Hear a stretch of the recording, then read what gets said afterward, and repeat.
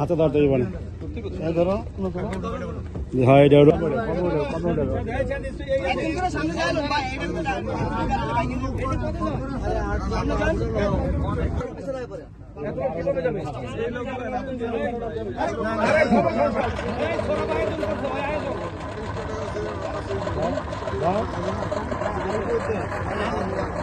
হয় জেলার এই ব্যাপারী কান্দির আজকের এই আমার মা বোনেরা, আমার ভাইয়েরা, মুরব্বীরা,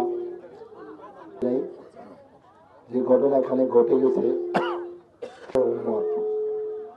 কোন স্বাভাবিক মানুষের কাজ এই কাজ হতে পারে না। এটা একটা পশুত্বের কাজ।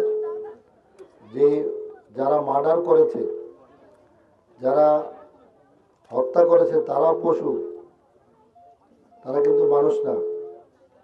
যে হত্যাকাণ্ডের কারণে এই ঘটনা ঘটেছে, যারা মেরেছে তাকে, তারাও পশু। আর যারা আমার মা বোনদেরকে এলাকায় বাড়ি করে আগুন দিচ্ছে, তারাও পশু।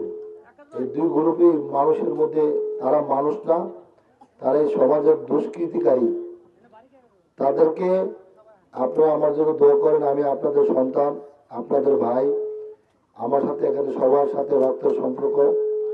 আমার পরিবারের এই কষ্টের মাঝে আমি আর কোনো কথা বলতে চাই না।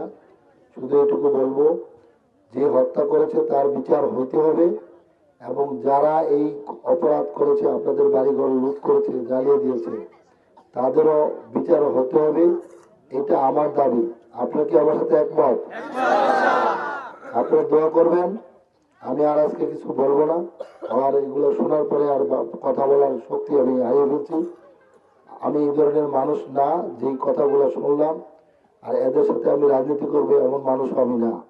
সুতরাং আমাদের এই এলাকায় কোনো দুষ্কৃতিকারী, কোনো দস্যু, কোনো ডাকাত আমাদের এলাকায় আমি রাখবো না। আপনারা সবাই আমার জন্য দোয়া করেন, ইনশাল্লাহ। আমি শুধু এটুকু বলবো যে হত্যাকাণ্ডের বিচার হবে, এটা সত্য। কারণ একটা মানুষকে মেরে ফেলা যায়, এটা স্বাভাবিক কোনো কাজ না। একটা মানুষকে আপনি কেন মারবেন?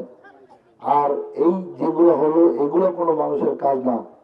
যার ভিতরে যে মায়ের সন্তান, যদি কেউ মায়ের সন্তান হয়, তাকে দিয়ে এই কাজ সম্ভব না। সেজন্য আমি আপনাদেরকে এটুকু বলবো, আপনারা আমার জন্য দোয়া করেন। আমি এই বিচার ইনশাআল্লাহ করবই। আপনারা দোয়া করেন। সবাইকে ধন্যবাদ। আসসালামু আলাইকুম। চল।